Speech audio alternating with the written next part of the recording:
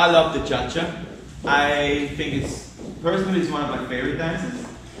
Just because when I was a kid, that was kind of the song that I felt the most, like the dance I felt the most fun with. It was not too complicated for me, so I always feel that that's the one, luckily that's the one we start with, so it's a good beginning for me to get into the cha-cha, to feel the fun. I like the music, so I'm happy that I have to talk about the cha-cha today. Now, what makes a good cha-cha is the question. Yeah?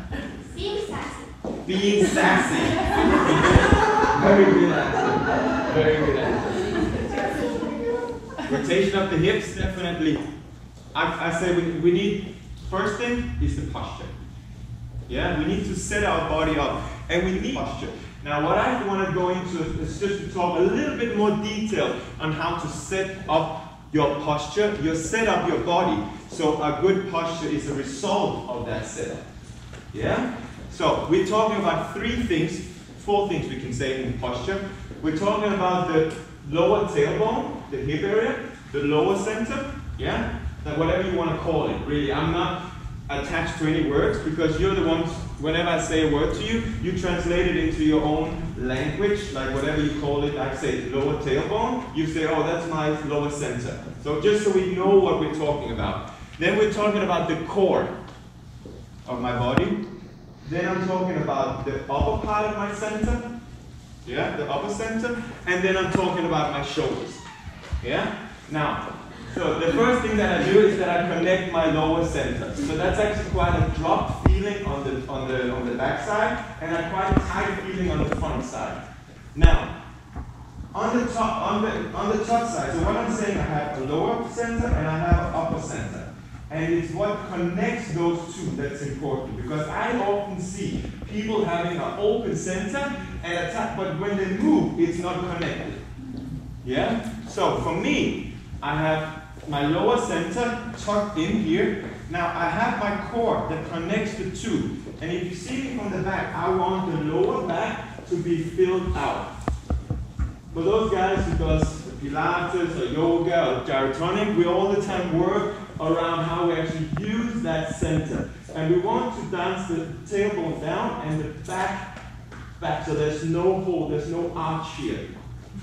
That spirals up, so I can now extend through my shoulder blades, squeeze, and that will open my chest. Yeah, so I have 3 points. I have my lower center that's connected in, I have my core that spirals into my back, and then I have the upper body, which is in between my shoulder blades, which is tight, and then I have my shoulders, which are open. Exactly. Yeah? So for me, that gives quite a tight feeling on the inside, but a freedom in my upper body. So I can actually use my upper body, yet have a tight feeling. Because that's the challenge all the time. So constantly, first is the setup, lower center, spine, upper body, shoulders. And now when I feel that, I should still be able to feel my weight underneath there.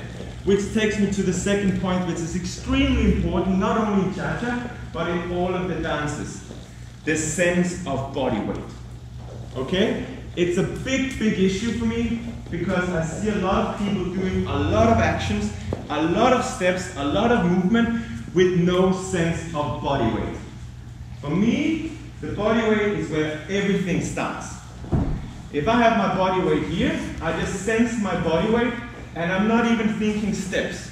So I have to find, okay, how do I sense body weight? For me, there's 2 centers. There's the center of the hips, yeah? What I mainly use for horizontal movement. So if I want to move into space, I think about moving my center through the hips. And it's somewhere on the inside, kind of in the socket here.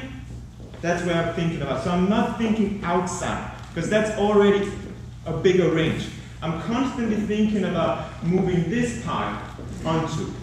Yeah? Now, a big important realization for me as well, there's a big difference between hip action and weight transfer. Okay? What I mean by that is that I can transfer my weight without having any hip action. I'm literally just transferring weight from foot to foot. Yeah? I can have hip action, without any weight transfer. And I don't think that you're aware of that. When is it actually just hip action? When is it weight transfer? When is hip action combined with weight transfer? Yeah? Because that's an important thing in the chapter. If I want to have slickness, I can do that without any weight transfer.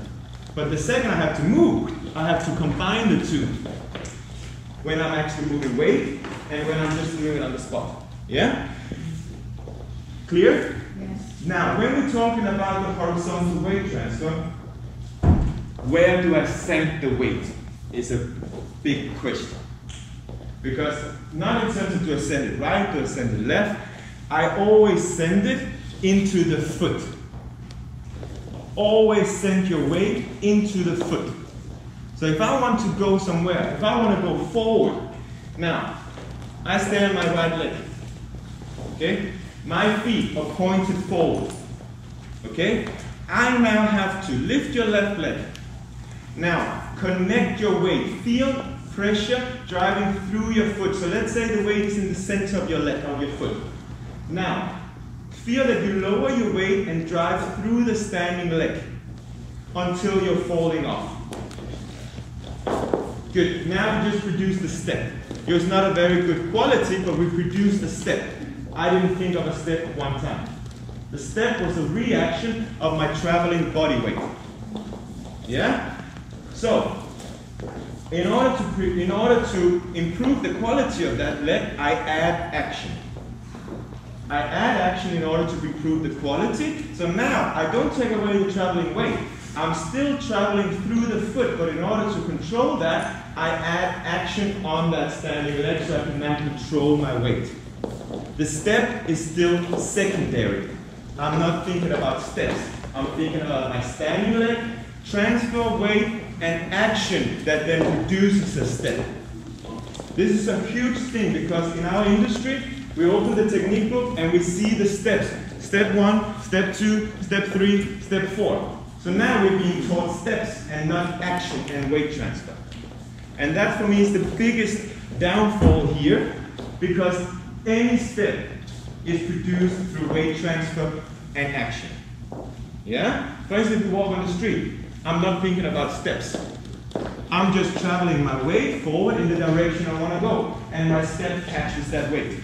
Now, that we shouldn't take away in any dance. We should keep that, and in order to control and improve, so control your step and be able to make it a better quality, we add the desired action. Yeah? So that's very important that I always am concerned about the standing leg, how my weight is traveling through that foot.